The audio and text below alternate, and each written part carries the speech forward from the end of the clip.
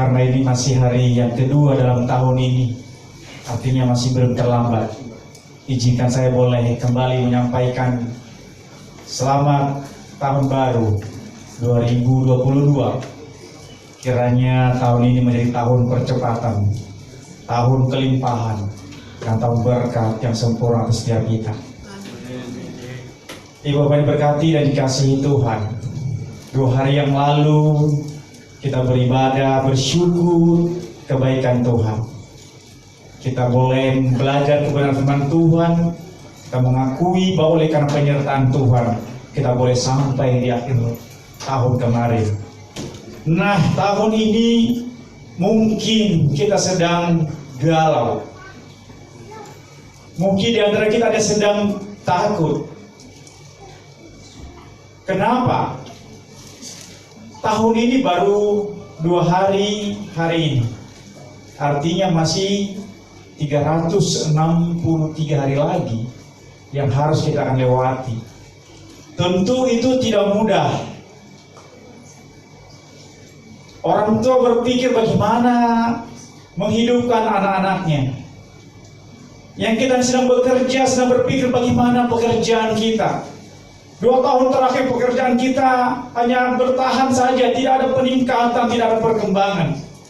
Lalu bagaimana dengan tahun ini? Anak-anak muda mungkin sedang berjuang melewati masa-masa yang sukar, atau mungkin sedang berjuang dalam setiap impian. Mereka menyelesaikan mungkin studinya atau mencari jodoh barangkali. Tahun ini tahun misteri. Tidak ada yang tahu, hanya Tuhan yang tahu. Oleh karena itu Bapak yang berkati Tuhan, supaya kita tidak gusar dan terarah, dan kita memperoleh kemenangan dalam tahun ini.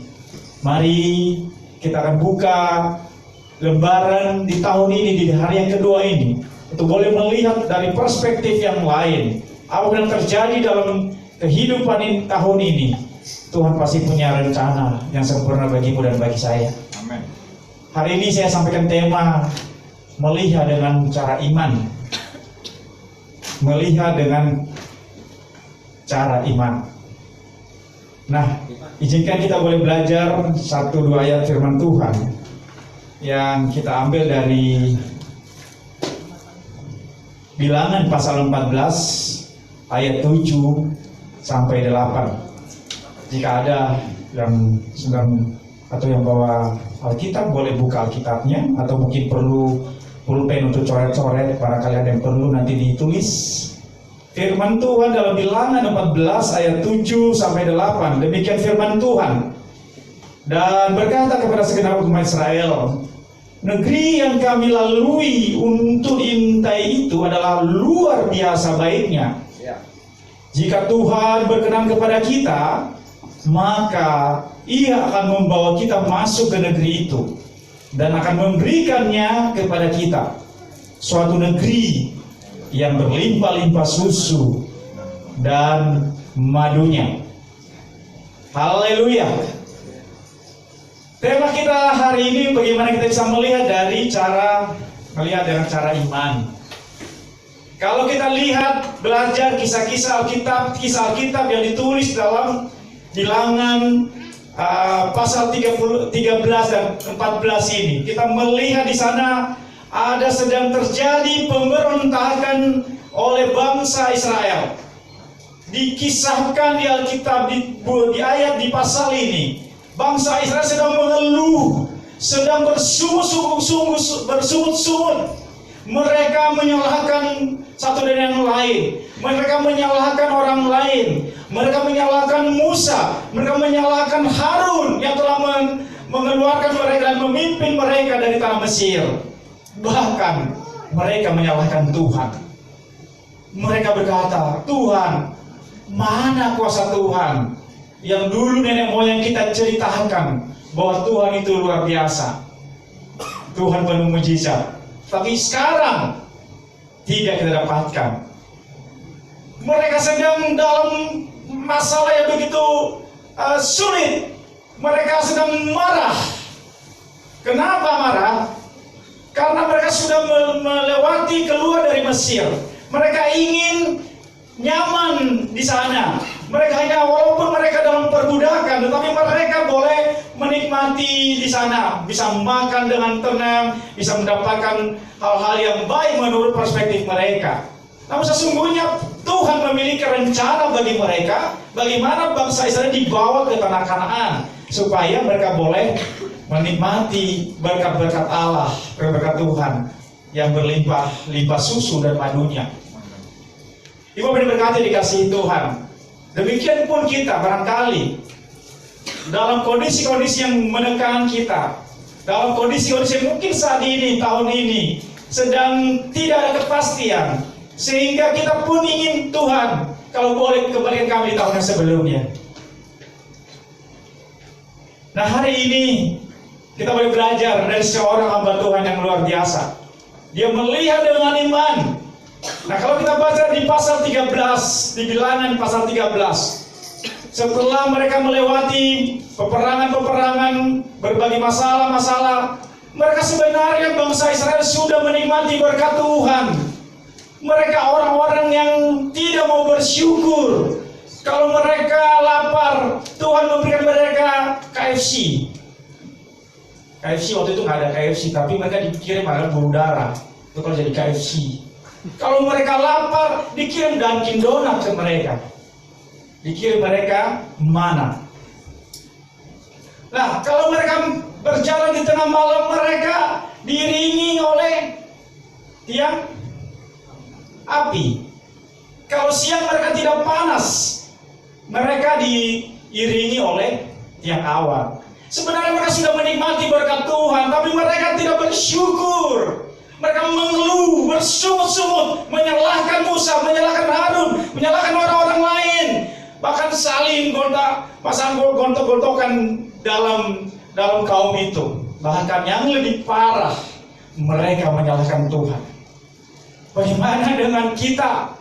Apakah kita juga pernah mengalami seperti bangsa Israel saat itu? Kita menyalahkan keadaan, kita menyalahkan situasi. Sesungguhnya Tuhan memiliki rencana dan kebaikan, rencana yang hebat bagi kita. Ibu mau diberkati Tuhan.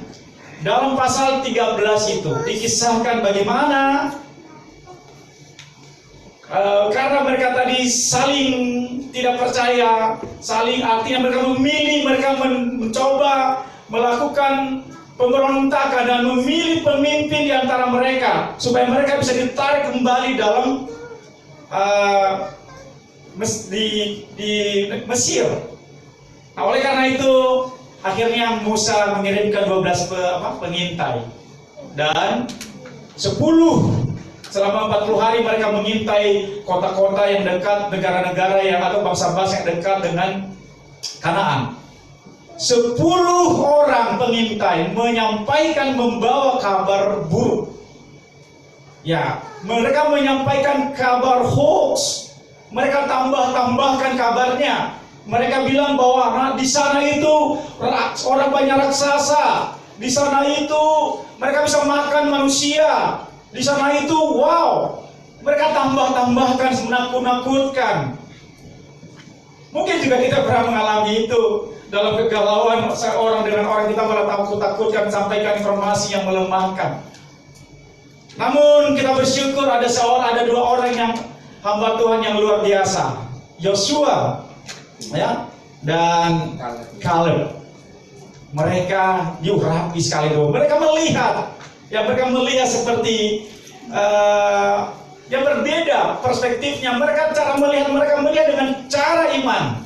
Nah, hari ini kita boleh belajar bagaimana nasihat-nasihat yang disampaikan dengan kita melalui hamba-hamba Tuhan ini. Ya, sebenarnya juga kita belajar dari Musa.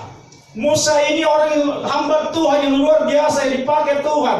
Tapi dia tidak bisa sampai di tanah Kanaan. Kenapa? Ada satu hal yang Musa lakukan, tidak taat. Ketika terjadi tekanan masalah dari umat Israel, bangsa Israel, ketika itu mereka meminta air. Tuhan sampaikan harusnya pukul atau angkat tongkatmu, tetapi apa yang dilakukan Musa malah dipukul ke batu. Artinya dia akan melakukan tidak seperti yang Tuhan inginkan. Nah, ini juga sebenarnya yang kita boleh belajar, kita hamba-hamba Tuhan, para pelayan-pelayan Tuhan. Mungkin kita dipakai Tuhan yang luar biasa, tapi ada satu kondisi-kondisi tertentu harus kita belajar taat supaya kita boleh sampai di Kanaannya Tuhan. Oleh karena itu, Ibu Bapak diberkati Tuhan, mari kita belajar dari firman Tuhan ini. Ada Tuhan sampaikan dan berikan perintah dan janji kepada Yosua. Ya, dalam firman Tuhan ini kita bisa lihat tadi seorang Yosua begitu luar biasa. Mereka sangat optimis, mereka memiliki perspektif yang positif. Ya, mereka melihat kesempatan yang ada. Mereka melihat ada susu di sana, ada madu di sana. Yang mungkin orang lain, yang orang seperti tidak melihat. Tapi mereka melihat kenapa ada roh Tuhan yang melingkupi mereka. Mereka yakin mereka menang dan melawan bangsa-bangsa yang akan mereka lewati. Mereka yakin, mereka optimis. Ini satu tanda kemenangan Yosua sampai di tanah Kanaan. Dan hari ini kita boleh belajar bagaimana juga kita bisa sampai di tahun ini, bahkan tahun-tahun ke depan. Tuhan bisa sertai dan limpahkan segala berkat bagi kita. Mari kita belajar dari keoptimisme dan keyakinan dari seorang Yosua dan Kaleb. Dan mereka akan diberkati Tuhan sehingga sampai di tanah Kanaan itu. Ibu diberkati Tuhan. Kalau kita belajar ada dua perintah yang Tuhan berikan kepada Yosua. Kalau hal ini ditulis dalam Yosua 1 ayat 8. Firman Tuhan sampaikan dan tulis demikian. Janganlah engkau lupa memperkatakan kitab Taurat ini, tetapi renungkanlah itu siang dan malam, supaya engkau bertindak hati-hati sesuai dengan segala yang tertulis di dalamnya. Sebab dengan demikian perjalananmu akan berhasil dan engkau akan beruntung. Perintah yang pertama yang Tuhan sampaikan kepada Yosua agar dia merenungkan firman Tuhan siang dan malam. Perintah yang sama Tuhan sampaikan bagi kita pada sore hari ini, umat Tuhan yang ada di GBC. Tuhan inginkan kita boleh sampai bagaimana satu strategi boleh kita sampai di ujung tahun ini. Bagaimana kita memperoleh kemenangan, bagaimana kita boleh kuat. Pertama, yang Tuhan sampaikan bagaimana kita boleh merenungkan firman Tuhan siang dan malam. Firman Tuhan adalah suluh bagi kita. Firman Tuhan adalah memberikan pengajaran dan kekuatan ke kita lemah.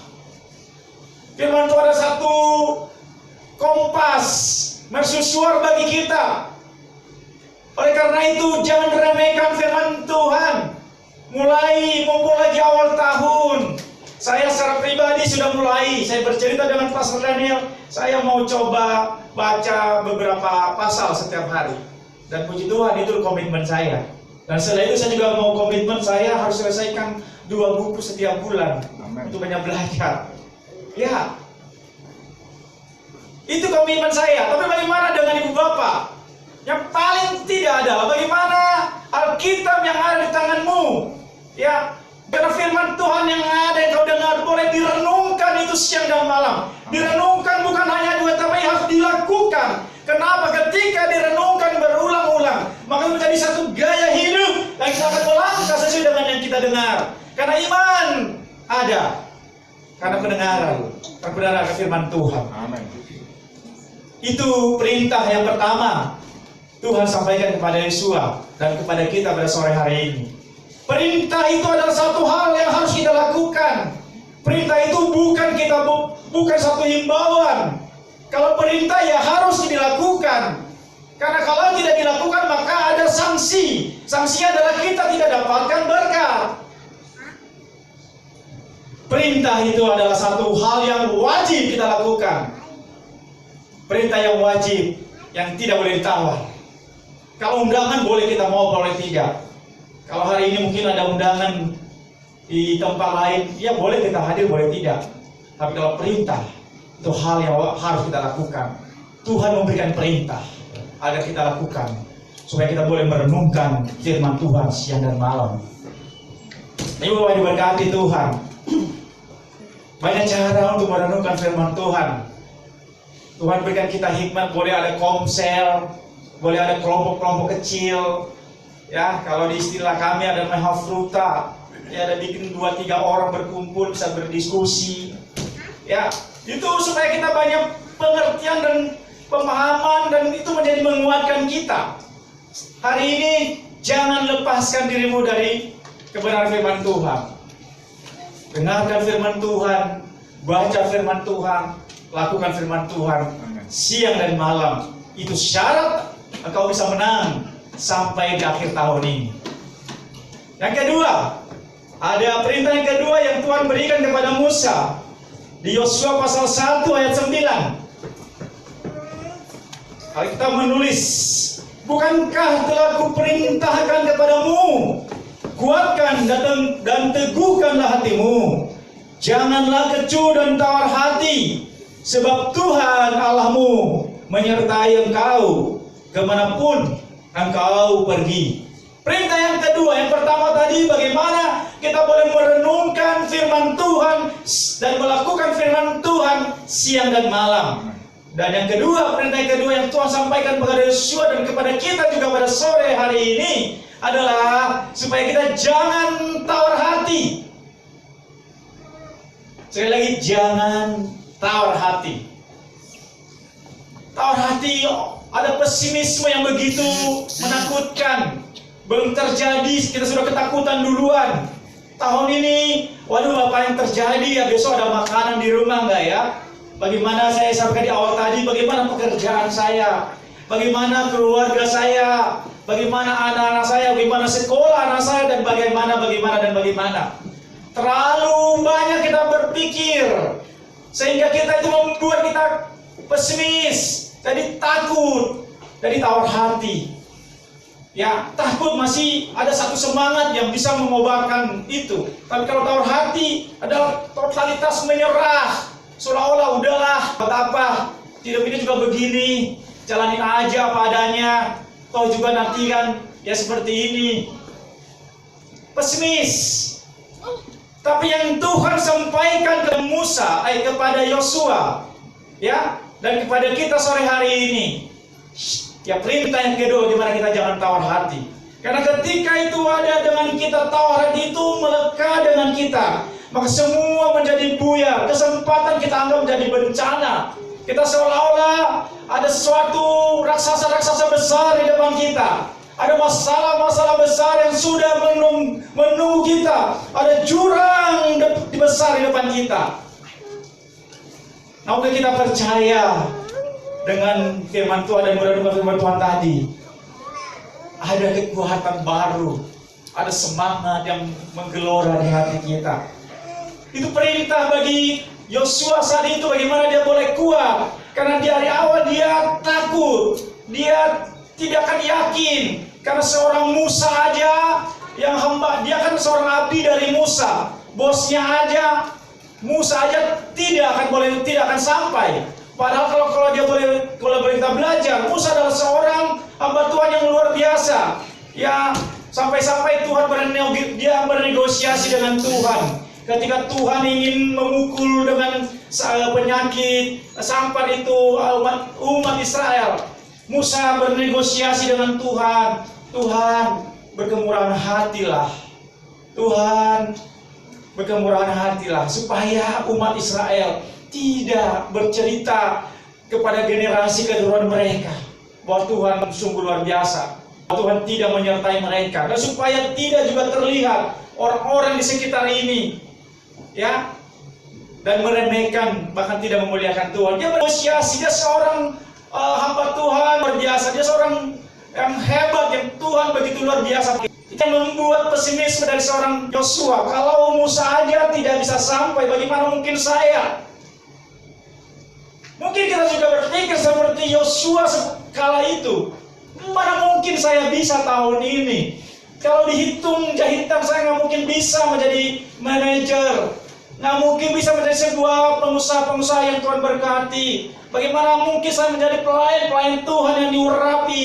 Semua tidak akan mungkin dan tidak akan mungkin. Tapi kita percaya bahwa apa yang kita pikirkan akan terjadi. Apa yang ada dalam benak pikiran kita itu menjadi doa kita akan terjadi. Tapi sore hari ini Tuhan menyampaikan berita dan menyampaikan perintah bagi kita supaya kita jangan khawatir, supaya kita jangan tawar hati.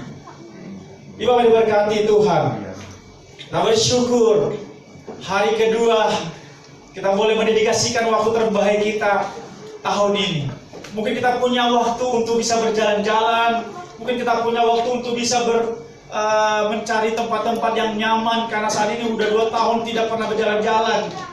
Tapi kalau kita memilih ada di ruangan ini sore hari ini, apakah itu bukan hal yang luar biasa? Dan Tuhan tergerak melihat hati kita yang begitu sungguh dan memberkati kita sesuai dengan kerinduan kita masing-masing. Ibu berkati Tuhan. Itulah perintah. Artinya kalau tadi ada perintah, maka pasti harus dilakukan. Kalau kita melakukan satu perintah, maka pasti ada janji yang akan kita dapatkan, ada berkat yang akan kita peroleh. Nah, janji Tuhan yang disampaikan kepada Yosua dan kepada kita juga pada sore hari ini, kita baca di Yosua pasal 1 ayat 5. Kita boleh baca di Yosua pasal 1 ayat 5. Firman Tuhan menulis, seorang pun tidak akan bertahan menghadapi engkau seumur hidupmu. Seperti aku menyertai Musa, demikianlah aku akan menyertai engkau. Aku tidak akan membiarkan engkau dan tidak akan meninggalkan engkau. Amin. Haleluya. Ada 3 janji yang Tuhan sampaikan kepada Musa supaya dia kuat saat itu, supaya dia beriman, supaya dia boleh sampai, yakin bahwa pasti sampai di Kanaan, di tempat yang berlimpah-limpah susu dan madu. Tuhan juga sampaikan, ya terima kasih, dikasih kode ya. Baik. Ada 3 juga, ada Tuhan berikan sampaikan bagi kita juga 3 janji pada sore hari ini. Sesuai firman Tuhan yang telah kita baca tadi. Pertama adalah ada kekuatan. Tuhan sudah menjanjikan kepada kita melalui Yosua saat itu ada kekuatan. Tuhan pasti berikan kita kekuatan ketika kita tetap melekat dan percaya kepada kemahkuasaan Tuhan. Kalau di awal tadi ada rasa pesimis, ada rasa takut, khawatir bagaimana besok, lusa, bulan depan dan tahun ini, mungkin masih jauh. 363 hari lagi. Apa yang mungkin sudah bisa melangkah dengan hari-hari ini? Tuhan sudah berjanji. Tuhan akan berikan kita kekuatan. Karena apa yang Tuhan sudah janjikan, pasti Tuhan akan lakukan dan berikan itu bagi kita. Itu janji yang pertama. Yang janji yang kedua yang Tuhan sudah janjikan kepada Yosua dan melalui kepada kita juga pada sore hari ini, Tuhan tidak akan pernah membiarkan. Ya, Tuhan tidak akan pernah membiarkan. Artinya, dalam keadaan apapun, dalam seburuk apapun situasi apapun, ada tangan Tuhan yang akan menggendong dan menopang kita. Sekalipun hampir jatuh, tapi tidak akan tergeletak. Karena ada tangan yang kuat, ada tangan yang penuh kuasa, menyertai dan tidak akan pernah meninggalkan dan membiarkan kita. Dan janji yang ketiga, yang Tuhan sampaikan supaya Yosua teguh, kokoh, tidak tergoyahkan saat itu, supaya dia yakin bahwa sampai pada tanah Kanaan itu yang berlimpah-limpah susu dan madunya itu. Tuhan berikan janji yang ketiga, Tuhan tidak akan pernah meninggalkannya. Hal yang sama dan janji yang sama Tuhan sampaikan bagi kita pada sore hari ini. Tuhan tidak akan pernah meninggalkan kita. Tuhan sudah janji, dan Dia Allah yang pasti menepati janjinya. Karena Tuhan tidak pernah berbohong seperti manusia. Tuhan pasti melakukan apa yang sudah Dia sampaikan. Masalahnya adalah kita percaya atau tidak. Ibu bapak yang dikasihi dan diberkati Tuhan, hari ini kita boleh belajar Ya, bagaimana belajar dari bangsa Israel agar kita jangan bersungut-sungut, agar kita jangan mengeluh, agar jangan kita menyalahkan orang lain dalam situasi apapun, apalagi kita menyalahkan Tuhan ketika ekspektasi kita, ketika harapan kita tidak tercapai. Tapi sungguh Tuhan menyertai, karena pasti juga ada Tuhan akan memberikan janji, dan pasti Tuhan akan lakukan itu bagi kita. Tuhan rindu kita boleh mengangkat syukur kita kepadanya. Ya, tidak seperti bangsa Israel saat itu. Kita percaya bangsa Israel masa kini tidak ada lagi yang seperti itu. Kalaupun ada, mari bertobat. Ini saatnya, mumpul lagi awal tahun. Jika sebelumnya kita kadang bersungut-sungut, kadang kita mengeluh, saatnya kita boleh bangkit dan optimis. Ada kasih Tuhan akan menyertai kita. Nah, kedua tadi ada perintah yang Tuhan sampaikan bagimu dan bagi saya. Bagaimana kita boleh merenungkan firman dan melakukan firman Tuhan siang dan malam sebagai kekuatan dan pelita bagi jalan kita. Dan yang kedua tadi, bagaimana kita juga tidak perlu tawar hati, tidak perlu takut dalam situasi apapun saat ini. Mungkin kita belum dapatkan seperti yang kita harapkan, tapi percaya dan beriman, Tuhan pasti menggenapi itu bagi kita semuanya. Dan yang terakhir, Tuhan menyampaikan 3 janji yang pasti Tuhan lakukan dan genapi akan hidup kita. Karena ada kekuatan yang Tuhan akan sampaikan bagi kita, ada kekuatan yang menyertai kita. Tuhan tidak akan pernah membiarkan kita, Tuhan tidak akan pernah meninggalkan kita. Itu sebabnya mari hari-hari ini tidak perlu takut apapun keadaan situasi. Saya undang pemain musik ke depan. Tidak perlu takut dalam saat-saat ini. Pandemi boleh ada, situasi ekonomi semakin terpuruk, pekerjaan mungkin tidak ada kepastian. Percayalah, ada kasih Kristus, pertolongan Tuhan yang tidak pernah meninggalkan dan membiarkan kita. Hari ini di depan kita ada anggur sebagai lambang tubuh Yesus. Ada roti sebagai lambang tubuh Yesus, dan ada anggur sebagai lambang darahnya yang kita boleh bersekutu dengannya untuk mendeklarasikan keyakinan kita, iman kita kepadanya, bahwa Tuhan Allah sempurna atas hidup kita. Mari saya undang bangkit berdiri semuanya jemaat yang dikasih Tuhan, dan kita angkat pujian ini sebagai persiapan untuk masuk dalam prosesi perjamuan kudus.